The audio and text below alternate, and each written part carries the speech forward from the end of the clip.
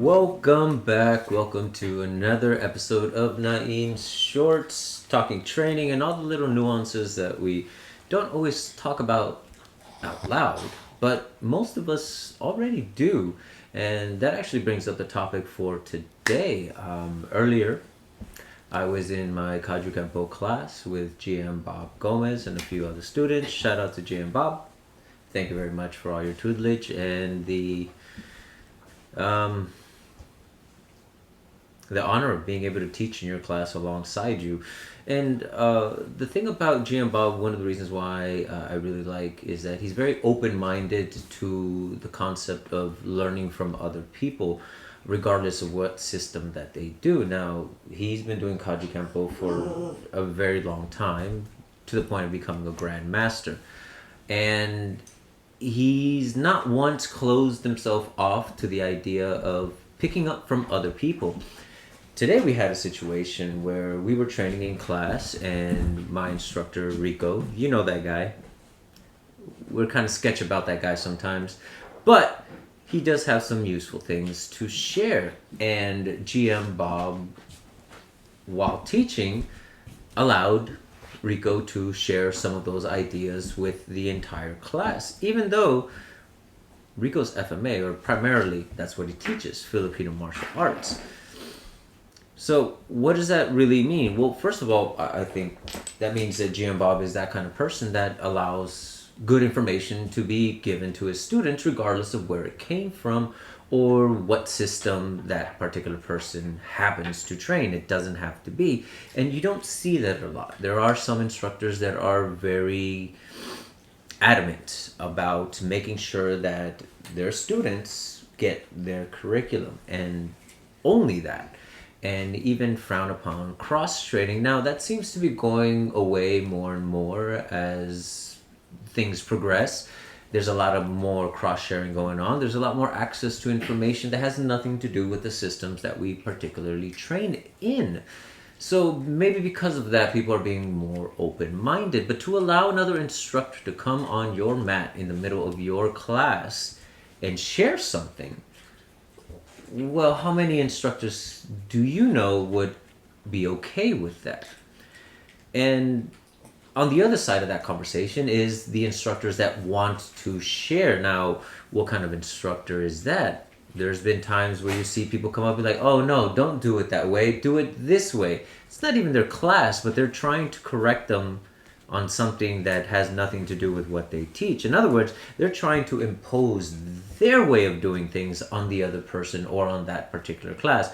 This is a better way of doing things. They don't necessarily say those words, but they come across as if they know better, so they're trying to get their ideas or their modality of training into that particular class in that moment, and that's just kind of a dick move to do.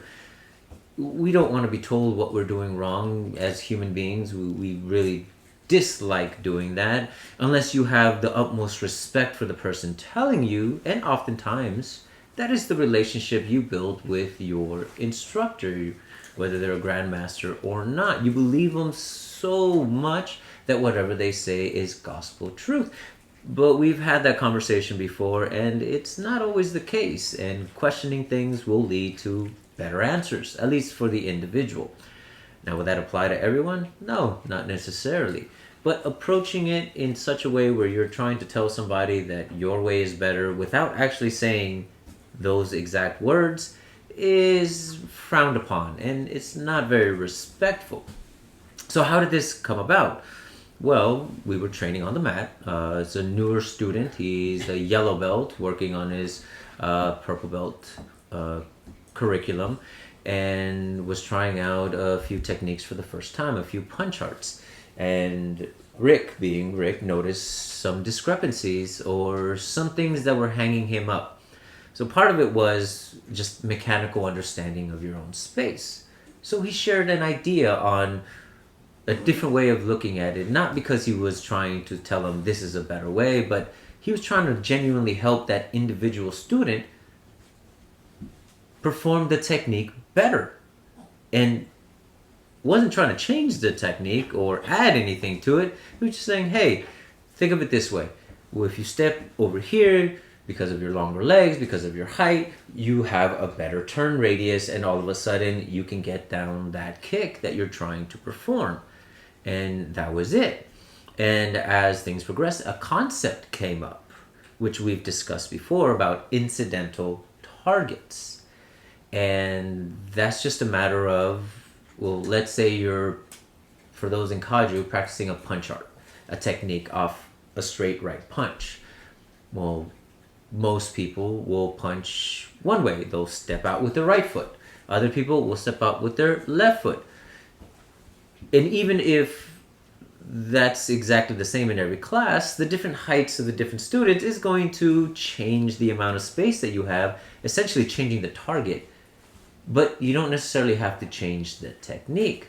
And here's the thing, if you get stuck on hitting that one specific target with that specific technique every single time, you're not going to be successful unless the person throwing that punch punches the exact same way every single time, which is why you see in some schools, those that are the uki are performing that punch or that attack tend to punch the same way, and everybody else follows suit. So it's a lot easier to adapt that technique to it.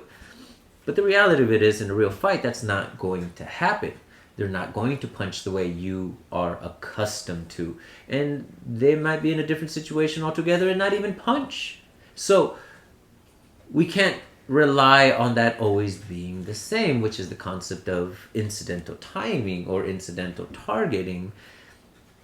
It's still the same technique, but all of a sudden you can think of different locations, different targets that you can use that to be able to then still be effective with what you're trying to accomplish, which is to not get your ass kicked by this attacker. And he shared that with the class and made a point of it, and not just himself, but GM Bob as well noticed that it's something that we all do.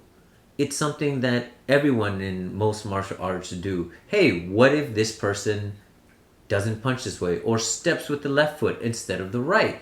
All of a sudden, the target that I'm accustomed to hitting with this kick is no longer there. So what do? Well, kick the closest thing that you have available to you. You have a list of vital points, supplement it with one of those. So GM Bob found a lot of usefulness in being able to name it. And that says a lot about ideas themselves. If we all do a lot of the same stuff, if we all have 2 arms, 2 legs, there's only X amount of things and attacks that we can perform and defenses against them, then what really changes? Well, the labeling, really. What do we call it? And sometimes we don't have a name for it. And I do find myself in the Bladed Mind Ronin having these conversations a lot. What can we call it? Because what does it do when you actually put a label on it? It solidifies the idea and you can work off of it. Now, if it's a very specific set of movements, maybe not so much. But if it's an idea and we give it a name, all of a sudden each student can then take that idea and grow it as much as they can because it's open to interpretation as long as the general message gets across. Hey, something changed. Guess what? I'm going to kick that instead of what I was originally going to try to hit. Oh, something came out that wasn't supposed to come out. Well, let me take care of that before I move on to my original target. That way your brain isn't bogged down with doing something specific and you can start exploring the other options that you have. Still, making it very possible. Goddamn dogs. Making it very possible to change on the fly and adapt to the changing situation just by giving it a name. And now we can share with other people and it can become a general topic of conversation. And we can start saying, oh, yeah, we do that. We don't have a name for it, or we do have a name for it and we call it this. And once we get to that point, we can start exploring the reasons why we do the things that we do the way that we do them. The point of it all being able to share with each other these concepts and ideas. See the familiarity between how one person does it and another person does it. It's still the same thing, but we go about it because of our teachings, because of the art that we happen to practice, a little bit different. But if we can find the things that are the same, then we can start sharing more. It's like, oh yeah, we do that. We call it this. The reason why it came about is because of blah, blah, blah. Whatever the reason behind it is, the why becomes that much more important so we can get across the concept and, more importantly, the mentality of the person that created it. Because if we can understand why somebody does something a certain way, well, then we can adapt it. We can still do the thing, whether it's an idea or a technique, a concept, but we can modify it based on what we're capable of doing, what we understand, and the knowledge that we currently hold, which is going to be different for everybody. But the takeaway from this moment is just the kind of people that are willing to accept somebody else coming on their mat and sharing information. Not to mention the way that that information is shared, where you're not being an arrogant prick and trying to say that your stuff is better, whether you say it directly or indirectly by the way that you do it. There's a lot of well-meaning people out there that say they only want to share, but when they do, they say it so matter-of-factly that it comes off almost the same as saying my shit is better than yours. And it's not about that. It's about growing and understanding each other so we can then explore and expand on things we already understand. Because isn't that the point? To get better at what we do. At least that's the reason why we keep on training. And if it isn't, well, more power to you. You don't have to be part of the conversation, and I hope the very best for you. But if you are, if you do want to grow, then how do we make these things more available to each other? Not based on a system, but just ideas, concepts that we find in all systems, but we just don't have a name for it. We haven't had the conversation about it. And if we can, would it be easier to then share and, more importantly, understand the information that we happen to be sharing or is being shared with us? Rico did it today, and the student, Gabe, was able to then perform the technique a little smoother, a little bit more comfortable for his body type. Rick didn't change any of the moves, didn't add, didn't subtract. All he did was share an idea that got the student to perform what he was already doing a little bit better.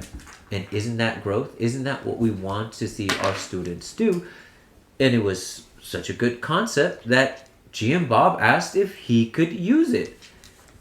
So again, great praise to GM Bob, because we've also seen the other side of that, which there are some people which you share something with and they kind of respond as if, that was cool, but it really isn't anything worthwhile, only to find out weeks later that they're using it in their school. We've had a few instructors that Rick shares ideas with, and they'll flat out tell him to his face, hey, I like that, I'm going to steal it. He's okay with that. He has no problem with that. GM Bob was the first one who actually asked. He was very polite about it. Hey, can I use that? That's a very cool concept. And that's also okay. Very respectful. But to pretend like it wasn't anything spectacular or anything worth mentioning and then incorporate it into your school, well, that's kind of a dick way of doing it. But again, different people have different mentalities and their goals are different. And nothing against any of them, no disrespect whatsoever. How you conduct yourself is how you conduct yourself. But what I want as a practitioner is to be able to share my ideas and be understood, and at the same time take in ideas and be able to understand them. And in order to do so, we need commonality. We need to have a similar language, not my stuff is better than yours, I know more than you, my history of my art is thousands of years old, you're nobody with no lineage. It's like none of that should matter if the information is helpful. And ultimately, you, the individual, are the one that get to decide how helpful, how useful that information is. Because you're either going to dismiss it or you're going to think about it, incorporate it into what you do, and enhance it. That's the point, to grow and learn. I'm sure there are other options. Those are the two extremes.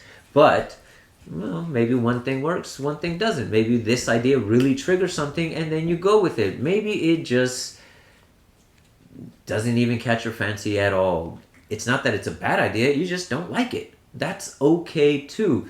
But being able to have the conversation openly, respectfully, that's the goal. So how do we do that? Well, maybe we need to start coming together and sharing the things that are the same. Oh yeah, we call it this, we call it that, and here's the reason why. All of a sudden we can find that commonality. Maybe we can even give it a general name so everybody can use it, and then see what everybody else does with it. How their art morphs the concept into what they do and how they go about it. So that was my experience today, and I thought it was worth sharing that, yeah, we could do more to share our information without gatekeeping the secrets, which there really aren't any secrets. It's just a matter of whether or not we understand them. And if we can progress that part, the understanding, well, then maybe we can grow even further along than we could have if we just stick to the one idea that we got from the one instructor that we hold in such high regard and never look outside of it. So, just a concept to consider. Thank you very much for joining me on another one of Nain Short. Until the next one. 3, 2, 1, cut!